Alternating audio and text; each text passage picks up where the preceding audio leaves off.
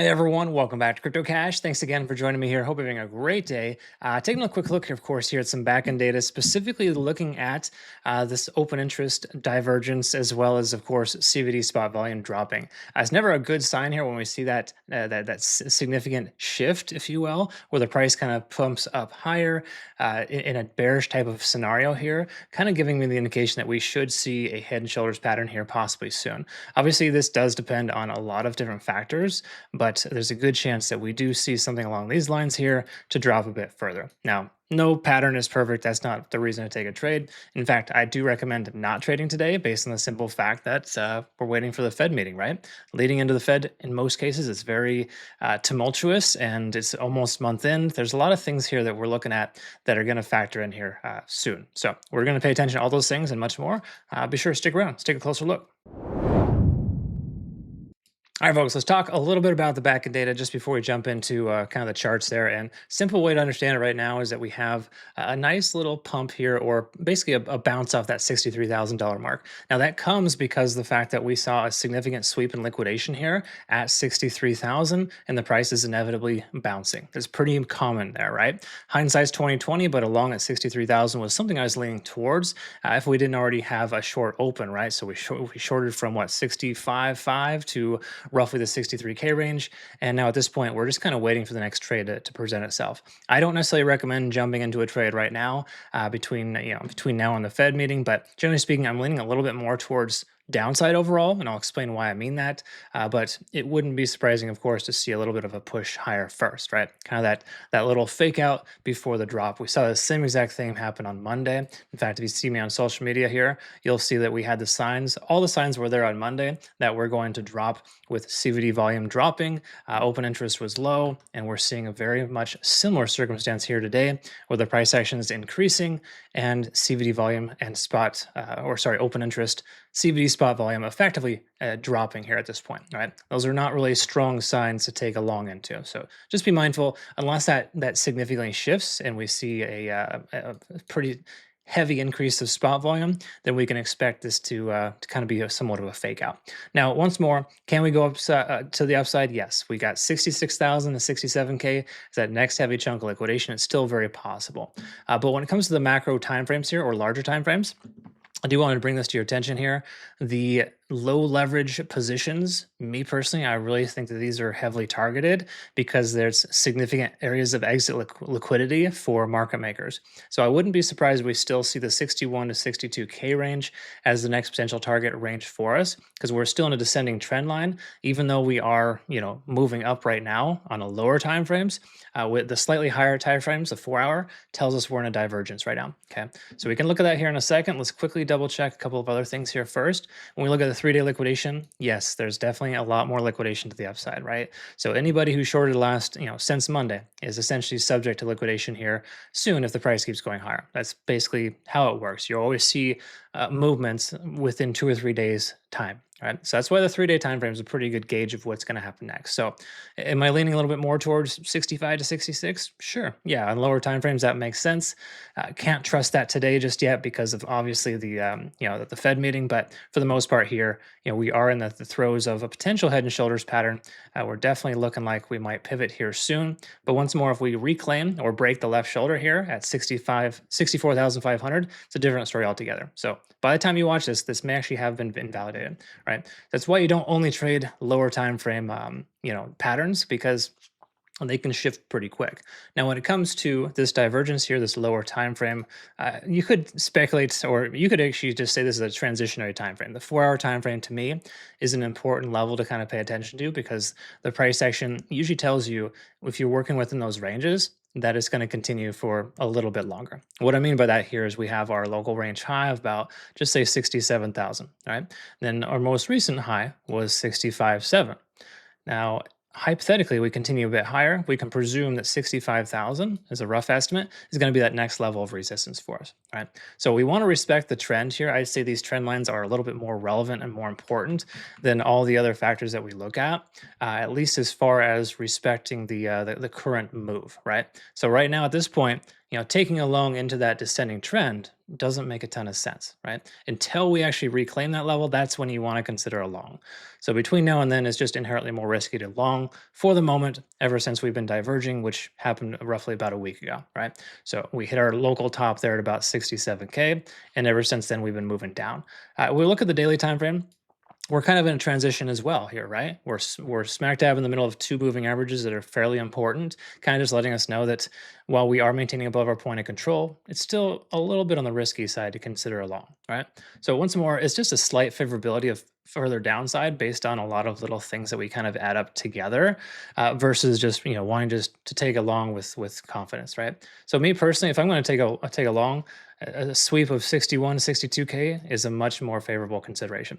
Keep in mind too, and once again, depends on how you draw things out here, but this could also be a head and shoulders pattern too. They're kind of embedded in a lot of ways, where we're seeing these higher highs and this peak, and then of course a significant pullback. So just know there's a lot of liquidation in this range here on the macro structure, leading me to believe that it's difficult to take along with extreme confidence right now. Right? That's just kind of where I'm at.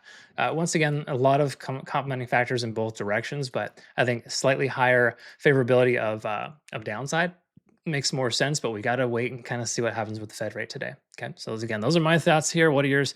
Comment below. Let me know. Are you long or short right now on Bitcoin? Quick heads up to our traders. We got a 15% discount on trading fees if you use my link to register through Bitunix. Links down below in the description. All right, folks, so take a look here at Ethereum, and it's been a few days, honestly, since we looked at this last. So we'll just go ahead and kind of get a clean slate and see what's going on. Bear in mind, we do have a support range at about 1820 from a previous range high that worked as a new low. So just keep that in mind, but this looks like a pretty obvious ascending type of channel to me, where the price is establishing slightly higher highs and slightly higher lows, right? So in that case, you pretty much presume it's going to continue until it doesn't, right? So for the most part, if the price comes down to just say the 1800, 1850, 1860 range, then that would be a decent consideration for long, just based on the natural ebbs and flows of trading. Now, when it comes to ETH, right? We look at the side by side with Bitcoin. It's underperforming versus Bitcoin. Bitcoin is pushing pretty hard here, and we're seeing a very weak pump here for ETH. So that leads me to believe there's weakness here, and under the impression Bitcoin doesn't go tremendously higher here soon, I think ETH is more likely to correct itself to the downside as well, right? So even though we caught a nice short on Monday for ETH and Bitcoin, it may be worth considering another short here today. Once more, it's difficult to want to take a short or a long leading into the Fed meeting. So be mindful of that, okay? Now, once more at this point, we have a significant divergence there on the side-by-side. When we look at the charts here, liquidation delta is close to break even, but still bearish here for ETH. So that does suggest further downside potential, especially with this heavy pocket of liquidation at 1850. I'm really leaning towards a short on this coin, but once more, a lot of it depends on Bitcoin and how far up it wants to go on this push, right? If we reject out at 65K, then I think Bob's your uncle. Shorting altcoins today makes a lot of sense, but breaking 65, pushing towards 66, that could give us that second gear for a lot of alts. But for the most part here, we're smack dab in the middle, right? Like when you look at the upper range, just say 2000 is the upper range and 1800 is the lower range, we're at 1900, right? So we're almost right in the middle. And I think the likelihood of ETH, going up or down is almost equally the same. But if I were to look at the stats and everything we've seen here so far, ETH has a slightly larger propensity for further downside based on how poorly it's performing versus Bitcoin. Generally speaking, when I see this kind of divergence, it doesn't give me a lot of a lot of incentive to want to take a long, right? So this is again my thoughts. What are yours? Let me know. All right, folks, quick look here at Solana, just kind of double checking a few things. We had a previous falling wedge pattern that kind of broke out a little bit there, but never truly hit its target. So what we want to do is look at just kind of this larger time frame, adjust our trend lines, and just kind of recognize that we're still in a descending trend for this coin, right? So while no trend line is perfect, we can see lower highs. That's pretty obvious, right? So that's the important thing to recognize here. We look at the side by side, very similar to a lot of other altcoins, where Solana and Bitcoin, Solana's underperforming versus Bitcoin, and majority of altcoins are in a similar position right now. So be careful taking along right now. It's inherently more risky when you see this kind of divergence. I don't really like to see this kind of price action when I take longs. Liquidation short delta is still high. There's more liquidation both above and below, so that doesn't give me a lot of incentive to want to trade this coin. But I can tell you that with short liquidation delta being high, the side-by-side looking quite poor, still in a descending trend, it doesn't make a ton of sense to take a long with Solana right now. Okay. We want to wait for this descending trend to be broken and at the very least reclaim any of these three moving averages. So I'm really going to be looking for a closure above 76 for Solana. And then ultimately, when it comes to Bitcoin, we need to see that reclaim of 75K for the most part to get any kind of confidence on a trade right now. So those are my thoughts on Solana. What are yours? Let me know. All right, folks, quick look here at XRP. And if we look at this previous descending trend, we can see a nice little bullish backtest here at that 105 range. Now, that doesn't mean we're just going to shoot off to the moon here soon, but it does suggest we're getting some stability there, and there was probably a liquidation sweep there too. So just an area to kind of be mindful of. If you do zoom out a bit further, though, the point of control for this coin is 113. It's that range above the price that is held as a pretty significant resistance zone for us. So hypothetically, we see retest to 113. We can presume the price will probably reject out there. Okay. Looking at the lower timeframes here, altcoins in general, or specifically rather, are significantly diverging right now. So we're seeing Bitcoin trying to pump up here falsely, and altcoins kind of responding poorly. It makes perfect sense. Majority of altcoins are just not good assets to trade to the upside right now. So I'd be careful trying to take along with this coin. But when it comes to the overall circumstance, liquidation delta is at break even, and there's more liquidation on the upside, right? This coin has more propensity to break out, but I wouldn't expect it anytime soon. Bitcoin really has to break that 65K barrier first before we have any legs to stand on for XRP. So XRP does not have my short-term vote for a long. I don't necessarily recommend a short either, right? Because we're in a nice support range. $1 to 105 is that heavy support, and you're not going to get a ton of meat left on the bone here if you try to take a short right now. So probably better off waiting for a better opportunity on a long. That's kind of my thoughts. What are yours? Comment below. Hey traders, quick heads up on an awesome exclusive reward bonus here for my traders through Bitunix. You got a daily reward bonus of $500 USDT, and it's provided in return on investment reward rankings. Better you do, the more you're rewarded. Simple as that. It kind of incentivizes you to be a better trader. Links down below for more information. Be sure to check it out. All right, folks, take a look here at SUI and just recognizing how terrible the price action is here. We've seen some significant legs down here for this coin. Now, the best way to kind of anticipate or trade situations like this is to wait for the moving averages to be reclaimed. Between now and then, you're better off not taking along. Now, it is tempting, of course, I can totally see this here, right? We got this somewhat of a double bottom pattern kind of thing going on, and there's this propensity for further upside because of that, right? The 68 cent range has proven to hold as a support in the past. So just be mindful of that. We are in a kind of a descending type of channel here. While the potential for breakup is pretty low, it's still somewhat of a falling wedge pattern if you kind of consider, the circumstances, right? So overall, macro structure wise, this coin is reaching its lower support range. It makes a bit more sense to see a pivot here than it would be to see the opposite, right? So just be mindful of that. But when we look at the side by side here, SUI is not really performing all that great versus Bitcoin.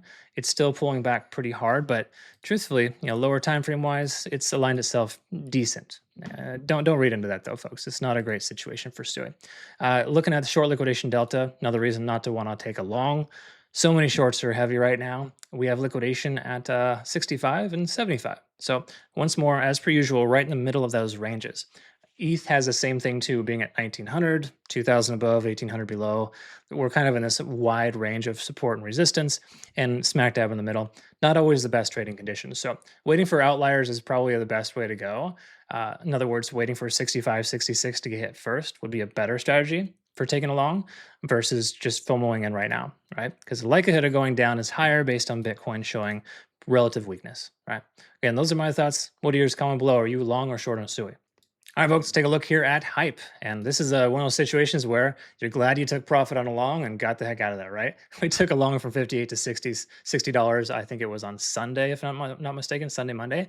And that worked out fairly well over the weekend. But as you can see, significant divergence here. So when we look at the big picture, the lowest Hype has been, with the exception of the prior timeframes, of course, anytime before June, we've seen 52.50 as a rough estimate. So we're at 55. I think low 50s is probably a better strategy for a long consideration if you're going to take a trade with this coin. Now, I don't recommend either because this coin is really in a really rough place. It dropped very hard, on Monday and Tuesday once Bitcoin pulled back. I think the propensity of further downside for Hype is still quite high, just based on how poorly I feel Bitcoin's doing or should do here soon. Let's double check though the back end. Short liquidation delta is high. Obviously, there's a ton of liquidation at 61. not much has changed here. So with the exception of that dangling carrot in the 60s, I think the probability of hitting that range is pretty low based on my expectation of Bitcoin continuing lower, right? So for right now at this point, the best trade's no trade. See if 54 can hold for Bitcoin, or sorry, for hype rather, if Bitcoin continues to pull back. Like just pay attention to how well this coin's performing versus Bitcoin. Because right now, this is not a great situation overall. Okay.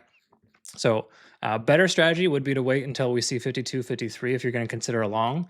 But I think longs are just not the best strategy right now for altcoins. Altcoins are inherently more risky today specifically. And we got the Fed meeting here in a few hours as well. Just not the optimal trading conditions. Okay.